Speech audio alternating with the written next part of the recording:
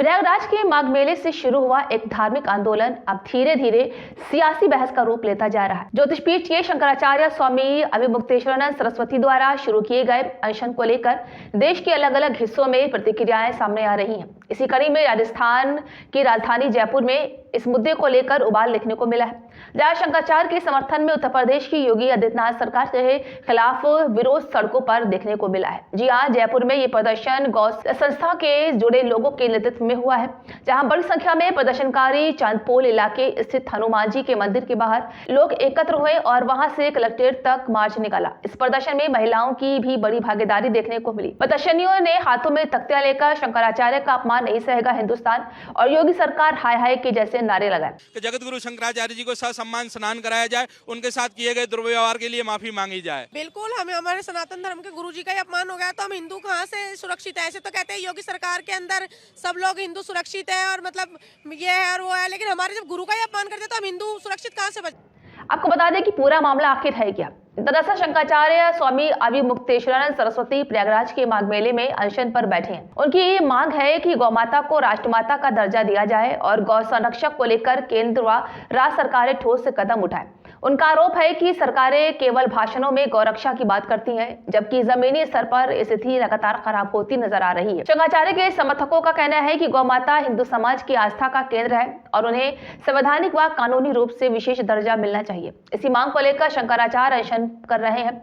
समर्थकों का आरोप है कि उत्तर प्रदेश सरकार और प्रशासन इस आंदोलन को दबाने की कोशिश कर रही। वहीं इसी कारण शंकराचार्य को निशाना भी बनाया जा रहा है, जहां जयपुर में प्रदर्शन कर रहे लोगों ने यह भी आरोप लगाया है कि सरकारी अमले द्वारा शंकराचार्य और उनके समर्थकों के साथ दुर्व्यवहार किया गया। प्रदर्शनकारियों की मांग है कि इसके लिए प्रशासन सार्वजनिक रूप से माफी मांगे।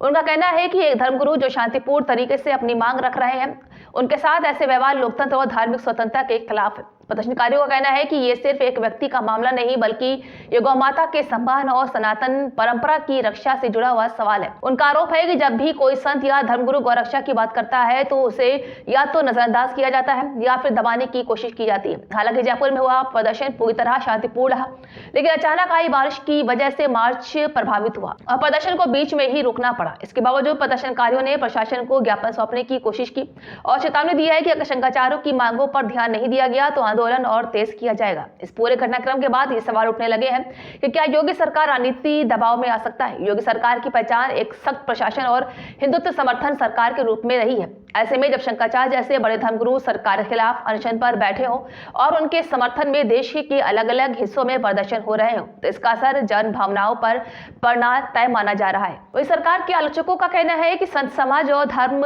वर्ग एक की हिस्सा खुलकर शंकराचार्य के साथ खड़ा नजर आ रहा है। सोशल मीडिया पर भी सरकार के खिलाफ नाराजगी देखने को मिल रही है।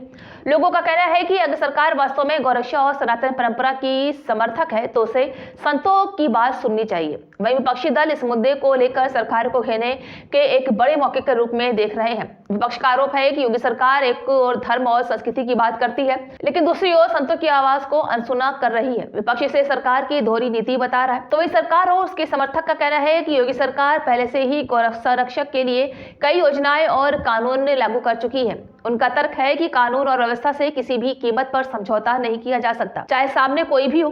सरकार समर्थक ये भी कहते हैं कि कुछ संगठन इस मुद्दे को राजनीतिक रंग देने की कोशिश कर रहे हैं। कुल मिलाकर शंकराचार्य अभिमुक्तेश्वरानंद का अनशन अब केवल प्रयागराज तक सीमित नहीं रहा, बल्कि जयपुर शहरों तक भी इसकी गूंज सुनने को मिल रही है। ये कहना भी जल्दबाजी होगा कि योगी सरकार तुरंत खतरे में है, लेकिन इतना साफ है कि संत समाज के एक वर्ग में बढ़ता असंतोष सरकार के लिए चुनौती बन सकता है। आने वाले दिनों में देखना अहम होगा कि सरकार संवाद का रास्ता अपनाती है या आंदोलन एक और व्यापक रूप ले लेता है। हमारी मांग यही है, हमारे पूज्य शंकराचार्य भगवान का अपमान करना हिंदुओं के लिए क्या रहा। हिंदू हम कहाँ रहे हिंदू। हम यही मांग करते हैं कि यूपी सरकार शंकराचार्य भगवान से माफी मांगे और उन्हें गंगा स्नान कराया जाए।